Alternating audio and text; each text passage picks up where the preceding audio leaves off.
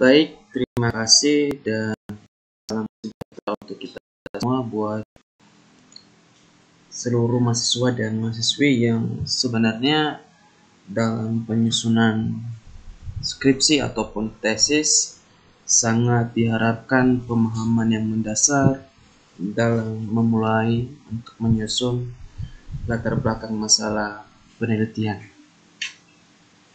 Tentu pada saat kita memulai penyusunan latar belakang masalah penelitian, kita berharap bahwa apa yang telah kita cantumkan dalam latar belakang masalah penelitian benar-benar detail dan mudah dipahami oleh dosen pembimbing ataupun nanti pada saat kita melakukan presentasi pada penelitian kita.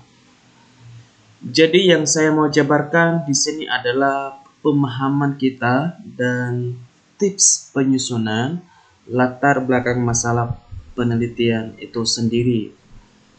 Ini kenapa harus dipahami secara detail? Karena yang terpenting dalam penyusunan tesis adalah kita harus memuat betul-betul masalah penelitian itu dapat dipecahkan atau bisa dicari solusi ketika kita sudah menemukan masalah atau fenomena pada penelitian kita.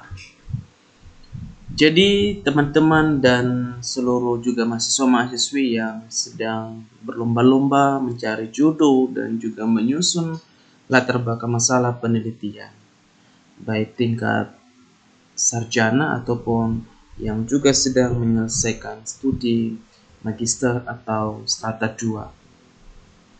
Jadi pada saat kita menyusun latar belakang masalah penelitian pada tesis adalah terlebih dahulu dapat kita jabarkan teori secara umum.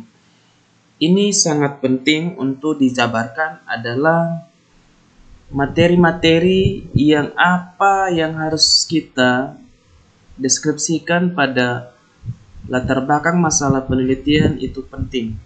Misalkan saya ambil contoh adalah saya sebagai mahasiswa magister manajemen yang konsentrasi sumber daya manusia. Jadi saya akan memuat beberapa teori secara umum tentang manajemen sumber daya manusia. Itu lebih awal kita menguraikan satu persatu tentang manajemen sumber daya manusia itu seperti apa. Setelah kita memuat teori-teori yang secara umum tentang manajemen sumber daya manusia, kemudian kita akan memuat teori mengenai manajemen seperti yang saya sampaikan tadi, yaitu sumber daya manusia. Selanjutnya kita akan memuatkan teori yang relevansi.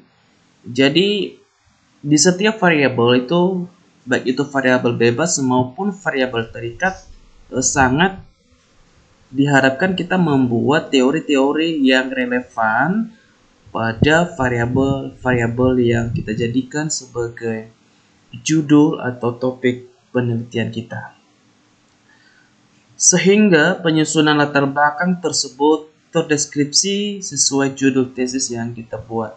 Jadi ada penyusunan yang secara terstruktur sehingga nanti pada saat kita melakukan atau berhadapan dengan dosen pembimbing kita, bisa kita diarahkan oleh dosen tersebut dalam menyusun yang sebenarnya untuk langkah-langkah pada latar belakang masalah penelitian.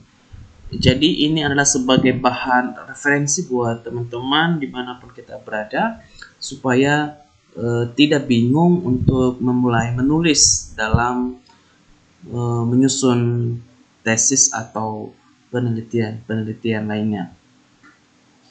Berikutnya adalah setiap variabel bebas dan menyusun setiap teori yang relevansi sehingga mudah dipahami pada saat bimbingan. Sama seperti yang saya sampaikan tadi bahwa itu sangat perlu sekali sehingga nanti dosen pembimbing kita akan melihat latar belakang masalah penelitian kita mudah dipahami sehingga nanti dosen pembimbing memberikan gambaran-gambaran yang lebih detail dan fokus untuk mencari seperti teori yang cocok atau yang relevan sesuai dengan judul penelitian kita, dan kemudian adalah baru kita tambahkan dengan gap penelitian atau fenomena yang ada pada objek penelitian, karena itu yang perlu sekali dalam latar belakang masalah penelitian. Kemudian kita juga sangat membutuhkan seperti data-data yang dibutuhkan untuk mendukung setiap fenomena yang telah kita deskripsikan pada latar belakang masalah penelitian. Jadi kita bisa melakukan interview atau wawancara dan kita lakukan observasi pada objek penelitian seperti apa yang sebenarnya pada objek penelitian tersebut. Kita harus mencari tahu dulu tentang fenomena atau gap yang ada pada penelitian. Berikutnya adalah setelah kita deskripsikan semua latar belakang masalah penelitian satu persatu dari setiap variabel, baik itu variabel bebas maupun variabel terikat. Kemudian maka selanjutnya kita akan deskripsikan poin-poin fenomena pada identifikasi masalah penelitian. Jadi sangat diharapkan sekali bahwa ketika kita sudah membuat latar belakang masalah penelitian dengan kita deskripsikan, maka selanjutnya adalah kita akan membuat identifikasi masalah penelitian, poin-poin yang kita cantumkan dari setiap variabel bebas dan fenomena-fenomena pada setiap variabel tersebut. Semoga video ini dapat bermanfaat buat teman-teman dan nantikan video-video saya selanjutnya. Semoga bermanfaat dan berguna sebagai bahan referensi atau sebagai bahan awal untuk teman-teman yang sedang mencari atau menyusun dalam penulisan tesis atau skripsi. Terima kasih.